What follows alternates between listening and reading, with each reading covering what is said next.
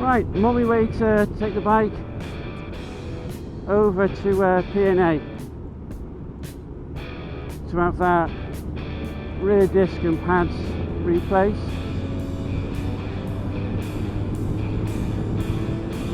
And I've put the GoPro Max camera on again to see how it works in a slightly different location. I've moved it so it goes still in the same place, but I've extended the support so it goes out a bit further to the right, so the camera might see past me a bit more than it did when I was last using it. It's not exactly level, I've got it tipped over a bit and it shouldn't be like that, it should be more horizontal, but at the same time it doesn't really matter. There's on the editing software that comes with it, you can level the horizon, so it won't be a problem. What I am interested in is whether or not the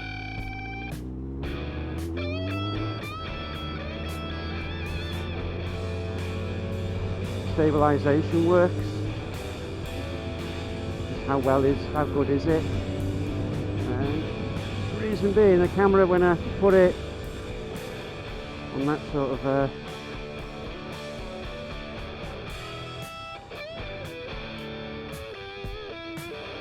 instead of being straight off, it's going over to one side, so it's going to bounce around a lot more than it would normally do. And I'm hoping the stabilisation will take care of it, but I won't know till I see it, will I? It is going to be a bit interesting.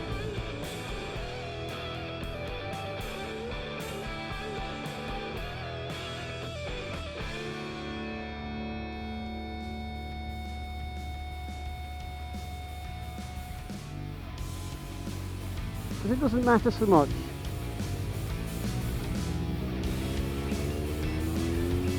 if the camera is exactly horizontal.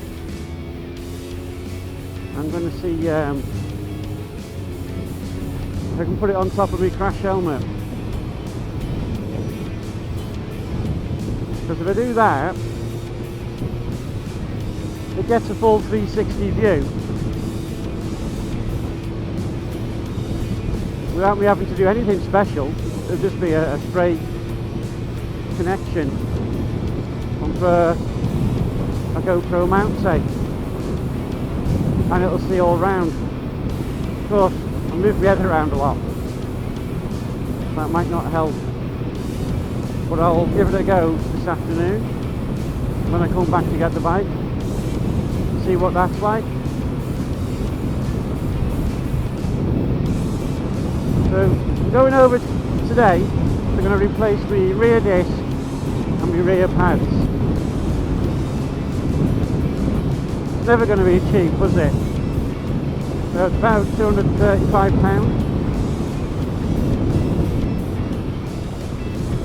Oh, it's bloody cold out here.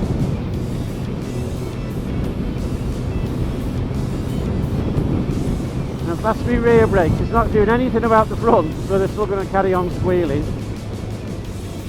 But I think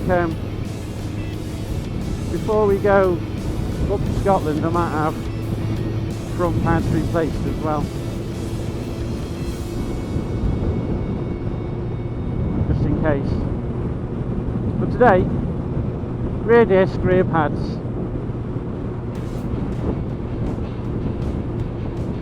And we're nearly here.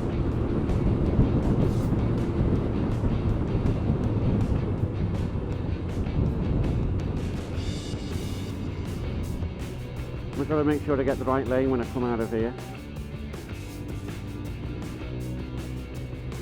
You would think it doesn't matter, but it does. It's got to be this one. I'm not that one.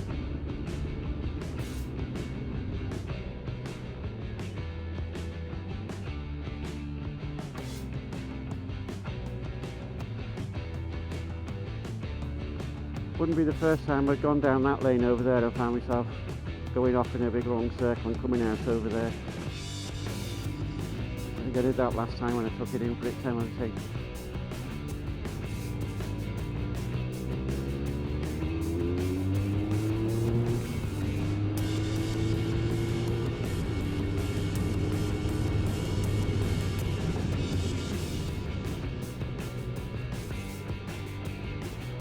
I'll admit it's not been feeling like a bit of a happy bunny this morning.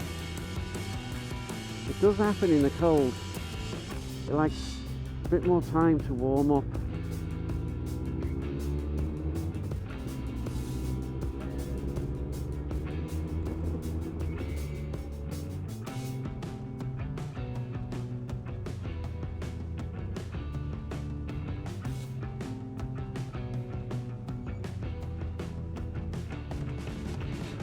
It coughed and spluttered a bit as I was trying to get it out the back of the house this morning.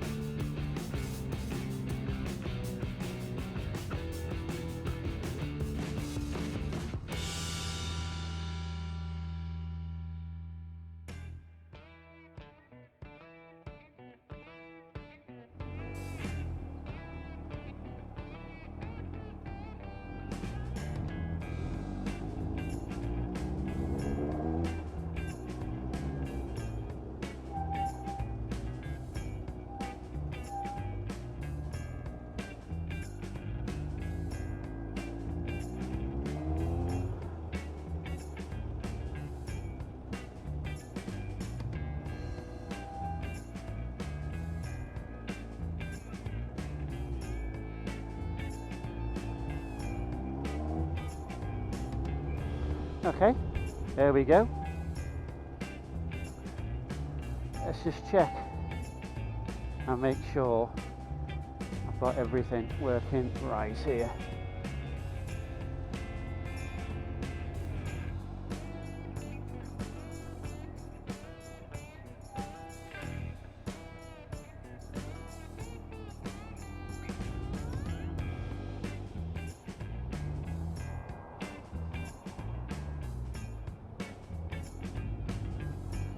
So, in case you haven't already noticed, the GoPro is on my hat.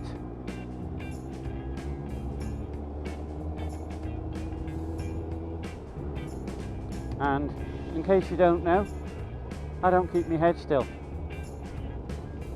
But this will be interesting because, in principle, I should be able to point the GoPro camera or the video of it wherever it is that I want.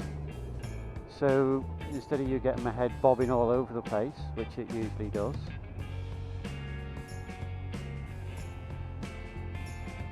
you'll get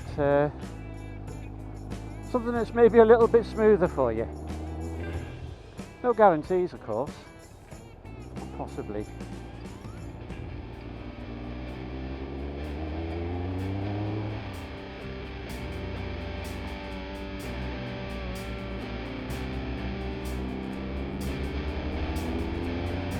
Now what I have noticed with this, the difference between the GoPro and say a camera attached to my bike,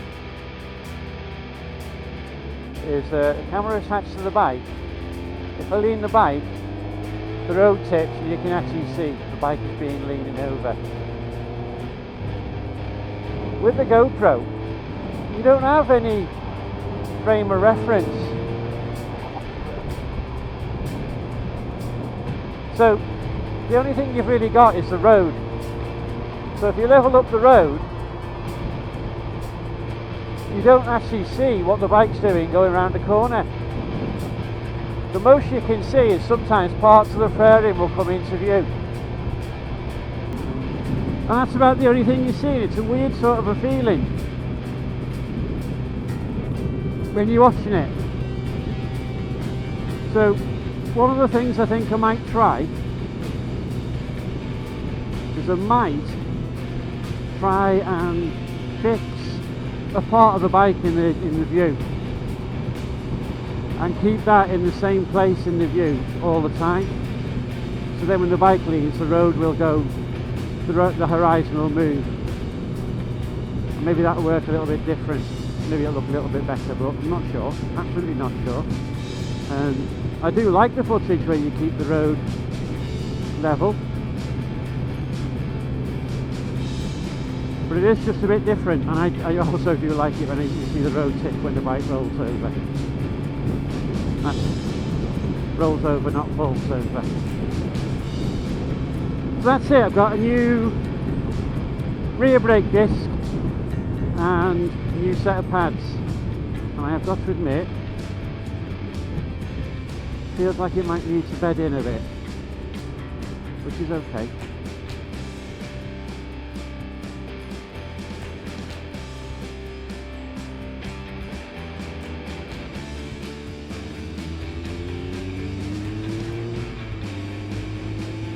So that's it then, I'm all set now for the next camping trip. That'll be in a couple of weeks' time, and it'll be Shell Island that we'll be going to. A couple of nights.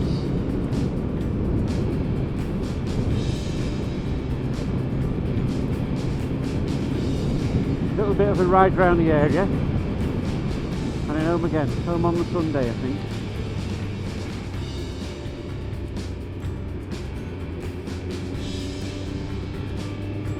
The other thing I like about the GoPro, and I'll try and show it on another video, one that I've already made when I've posted it on YouTube.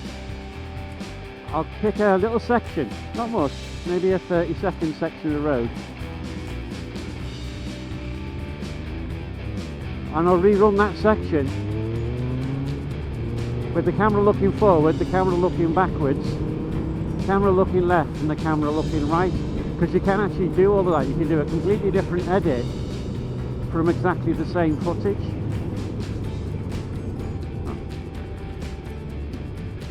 That is something else that I like about the camera. And with it on my crash helmet on top, if I look at something and say, bloody hell, would you look at that? I know full well the camera's going to pick it up because it's higher than my eyes. But if it works out, might leave it there.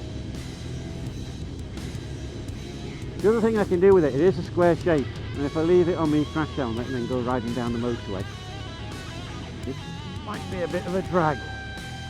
But because it does full steer, I could turn it round on its side, so I've got the narrow bit into the wind. It just opens itself up to all sorts of options that you don't normally have.